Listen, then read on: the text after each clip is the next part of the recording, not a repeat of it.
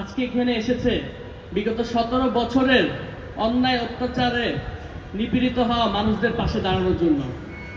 আমি আরো ধন্যবাদ জানাচ্ছি আজকের এই অনুষ্ঠানের সম্মানিত সকল অতিথিবৃন্দদেরকে আপনাদের মূল্যবান উপস্থিতি এখানে আসার জন্য। আজকে আমরা দাঁড়িয়ে আছি স্বৈরাচারী হাসিনা মুক্ত একটি স্বাধীন বাংলাদেশে। এরকম জমায়েত জুলাই 2024-এর আগে কল্পনাও করা যেত না। কথা বলা যেত না হাসিনার বিরুদ্ধে। ফেসবুকে কিংবা চায়ের দোকানে তার বিরুদ্ধে একটা টু শব্দ করলেই উঠিয়ে নিয়ে যাওয়া হতো, বন্ধ করে রাখা হতো আয়না ঘরে, টর্চ ফায়ার দিয়ে লাশটাও গুম করে দেওয়া হতো, কখনো ফেলে দিয়ে আসা হতো হাত পা ফেলে, যাতে আর কখনো পরিবার তাকে খুঁজে না পায়।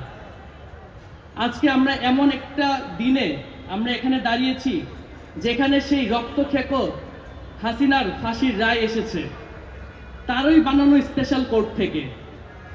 যেমনটা শহীদ সালাউদ্দিন কাদের চৌধুরী বলেছিলেন, এই কোর্ট যেন বন্ধ না হয়, এই কোর্টেই একদিন হাসিনার বিচার হবে। হাসিনার মৃত্যুদণ্ডের রায়ও এসেছে এই কোর্ট থেকেই। আমাদের সেই শ্রদ্ধেয় শহীদের কথা অক্ষরে অক্ষরে পূরণ হয়েছে। প্রিয় উপস্থিতি, আজ আমরা এখানে শুধু একটি অনুষ্ঠানে জড়ো হইনি। আজ আমরা দাঁড়িয়েছি ইতিহাসের অন্ধকার অধ্যায় ছিঁড়ে ফেলার দৌড়ে। 17 বছর রক্ত ঝরার সময়, পিলখানার চিৎকার, বিনা বিচার ও অবিচারে ফাঁসি, শাপলার লাশ, বিশ্বজিতের ছিন্ন ভিন্ন শরীর, আবরারের নিথর দেহ আর জুলাই অভ্যুত্থানের শহীদদের রক্ত সবকিছু মিশে আছে আজকের এই বাতাসে।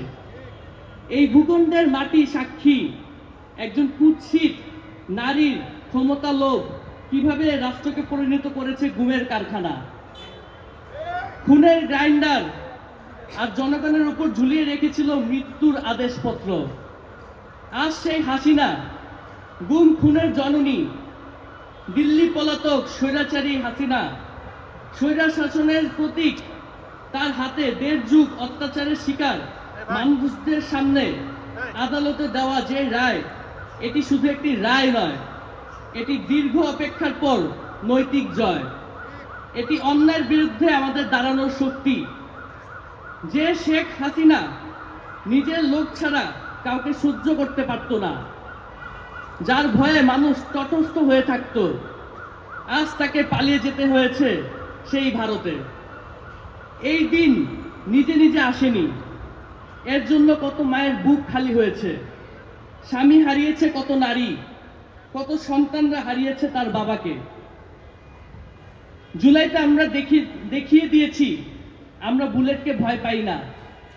শহীদ আবু সাইদের 2 হাত টেনে মৃত্যুকে আলিঙ্গন দেওয়ার যে দৃশ্যটি, সেটি প্রমাণ করে দেয় আমরা মৃত্যুকে ভয় না পাওয়ার প্রজন্ম।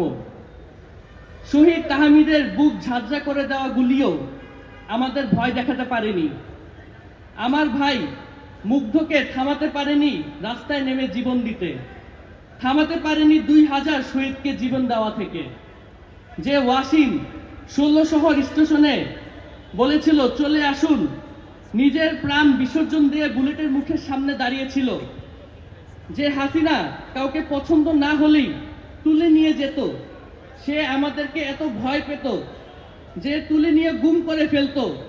এখানে তার জীবন প্রমাণ হিসেবে আছে গুমের শিকার হয়ে মৃত্যু থেকে ফিরে আসা আমাদের আজকের এই অনুষ্ঠানের সম্মানিত প্রধান অতিথি জনাব সালাউদ্দিন আহমেদ, যাকে রাতের অন্ধকারে দেশ থেকে তুলে নিয়ে গিয়ে বিদেশে ফেলে দেওয়া হয়েছিল।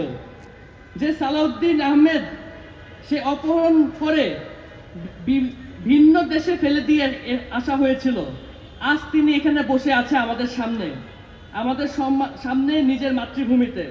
অথচ খুনি হাসিনা দিন দুপুরে পালিয়ে দিল্লি চলে গেছে।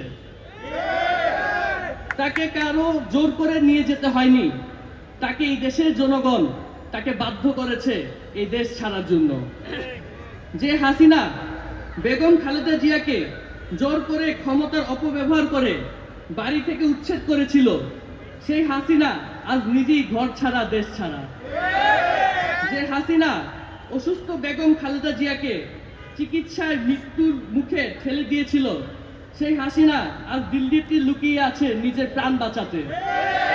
হাসিনা আর কখনো ফিরবে কিনা জানি না, ফিরলে আমরা তাকে বিচারের মুখোমুখি করব ইনশাআল্লাহ। এখানে আছে শহীদ আবু সাইদ, শহীদ সৈকত, শহীদ শান্ত, শহীদ তাহির জামান প্রিয়, শহীদ হৃদয় তারুয়া, শহীদ ফারহান ফায়াজ সহ আরো বিভিন্ন শহীদের পরিবারের সদস্যরা, যারা তাদের স্বজনদেরকে এই জুলাই আগস্ট গণঅভ্যুত্থানে হারিয়েছে। এখানে আছে জুলাই অভ্যুত্থানের আহত, পঙ্গু এবং অন্ধত্ব বরণ করা যুবকরা, যারা জুলাই 2024-এ তাদের অঙ্গ এই দেশকে দিয়েছে এই নতুন বাংলাদেশের স্বপ্ন দেখার জন্য। আজ আমি শহীদ মীর মুগ্ধের ভাই মীর স্নিগ্ধ, মীর মুগ্ধের রক্তে গড়া স্মৃতি মুগ্ধ মঞ্চের উপর দাঁড়িয়ে আছি প্রতিটি শহীদ পরিবারের প্রতিনিধি হয়ে, প্রতিটি ভিকটিম পরিবারের প্রতিনিধি হয়ে, বাংলাদেশকে যারা একটি কল্যাণ রাষ্ট্র হিসেবে প্রতিষ্ঠা করতে চায় তাদের হয়ে। আমি আপনাদের ভাই, আমি আপনাদের সন্তান। এই দেশের তরুণদের রক্ত কখনো বৃথা যায়নি, পরাজয় হয়নি, সামনেও হবে না ইনশাআল্লাহ। যে আগুনে ফ্যাসিস্টরা সাপ্লাই বন্ধ করতে পারেনি, যে আগুন আবরারের রক্ত দিয়ে নেভাতে পারেনি, যে আগুন জ্বলে উঠেছিল জুলাই গণঅভ্যুত্থানে, সেই আগুন আজ নতুন করে জ্বলে উঠেছে এই শোকরানার মঞ্চে। আজ আমরা দোয়া করছি হাত তুলে নয়, হৃদয়ের রক্ত দিয়ে। শহীদ